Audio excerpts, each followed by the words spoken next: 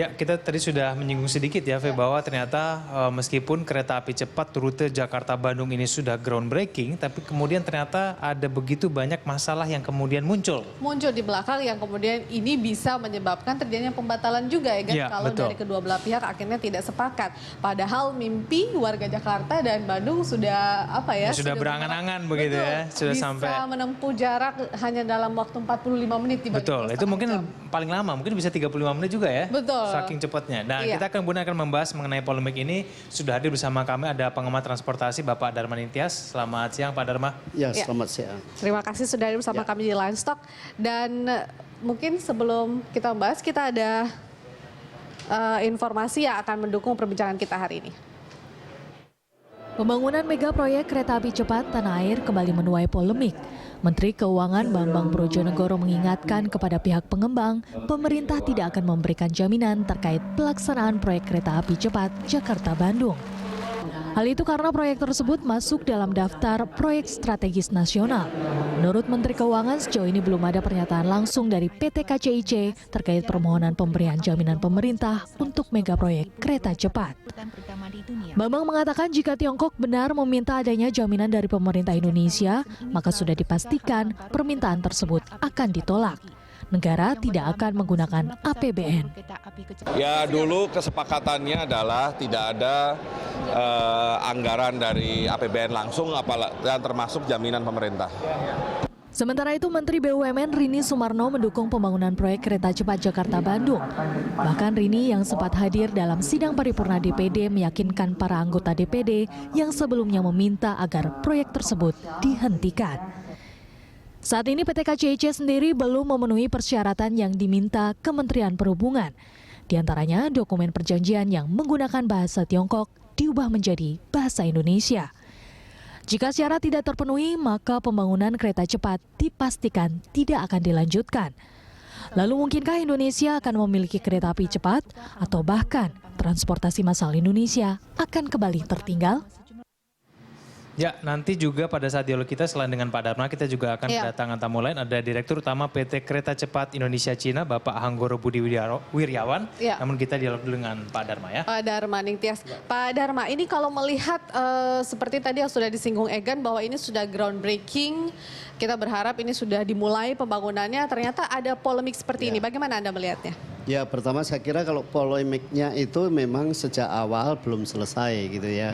Jadi sebetulnya ini kan Pak Jokowi melanjutkan apa yang sudah dirancang oleh Pak SBY dulu. Hanya Pak SBY dulu kan perdebatan mengenai rute juga belum selesai. Apakah Jakarta-Surabaya, Jakarta-Bandung atau Jakarta-Surabaya lewat Bandung. Tapi sejak awal saya sendiri kan termasuk orang yang tidak setuju kalau pembangunan kereta cepat itu dibangun saat ini. Kenapa? Karena akan menciptakan ketimpangan yang makin lebar antara Jawa luar Jawa.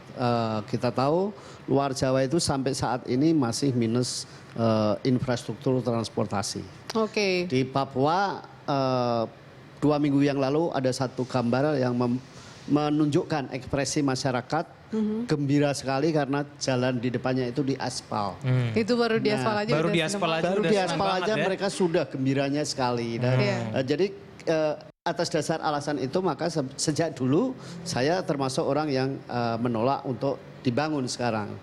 Bahwa kebutuhan kereta cepat itu kita butuhkan iya. Apalagi traffic pesawat udara pesawat dari Jakarta Surabaya cukup padat sehingga harus diatasi dengan kereta cepat. Tapi kalau Jakarta Bandung sebetulnya menurut saya sih tidak urgen. Artinya Anda juga melihat dengan adanya polemik lain seperti permintaan atau permohonan jaminan dari negara untuk pembangunan proyek ini bagaimana Pak? Kalau soal jaminan sebetulnya sebetulnya kalau proyek itu melibatkan dana triliunan, sejak dulu itu selalu meskipun itu B2B itu selalu butuh jaminan dari negara dimanapun gitu. Dan karena jangan lupa ketika nanti swasta itu membayar pinjaman itu kan memakai devisa negara.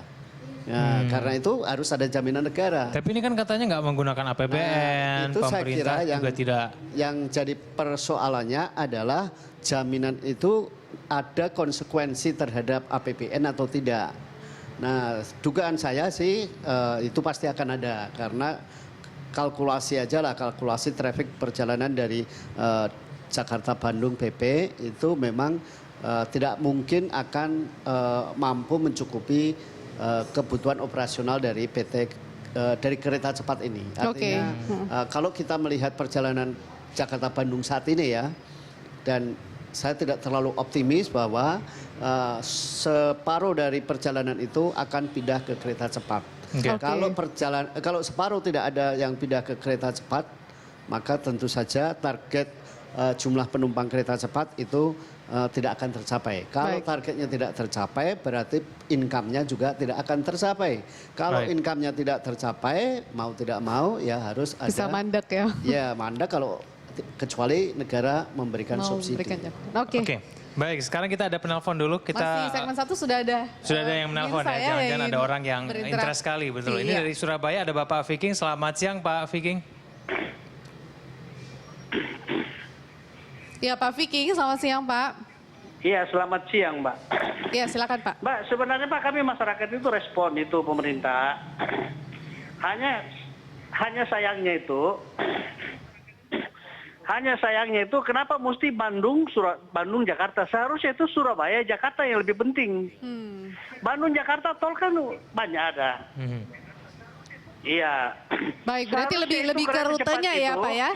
Iya, kereta cepat itu Surabaya Jakarta yang diutamakan, karena itu kan jarak jauh. Iya. Oke, itu aja Pak Viking.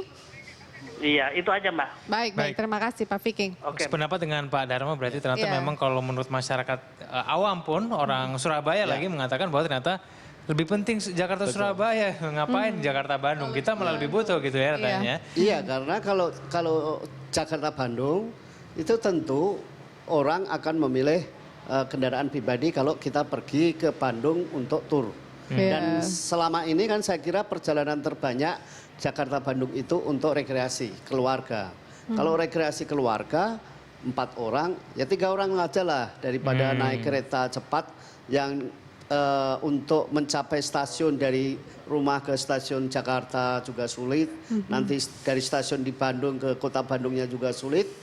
Lebih baik pakai kendaraan pribadi. Tetapi kalau Jakarta Surabaya itu memang bisa mengalihkan sebagian perjalanan dengan menggunakan pesawat saat ini ke kereta api. Apalagi itu tadi traffic dari Jakarta Surabaya itu sudah terlalu padat. Baik, Pak Dharma, kalau misalnya tadi kan kita sudah membahas kalau misalnya ternyata terjadi sesuatu, ternyata ini tidak berjalan dengan sesuai dengan rencana. Memangnya kalau menurut Pak Dharma ini adakah alasan-alasan yang membuat kita berpikir bahwa ternyata rute ini jangan-jangan nggak akan terjadi gitu, tidak sesuai rencana gitu. Atau tiba-tiba pas jalan gagal di tengah jalan itu. Apakah ada alasan-alasan yang bisa membuat ini gagal gitu? Banyak saya kira ya. Pertama yang menjadi anggota konsorsium di kita sendiri ya, BUMN kita, itu kan salah satunya PT Kereta Api.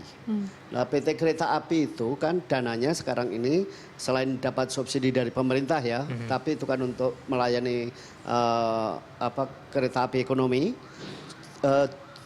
Dananya itu mengumpulkan uang tiket dari penumpang dan angkutan barang. Nah harusnya dananya itu kembali lagi untuk peningkatan sarana kereta api supaya dapat meningkatkan pelayanannya. Tapi kalau nanti dihadapkan pada pilihan harus memberikan kontribusi pada pembangunan kereta cepat, kan berarti harus ada yang dikorbankan.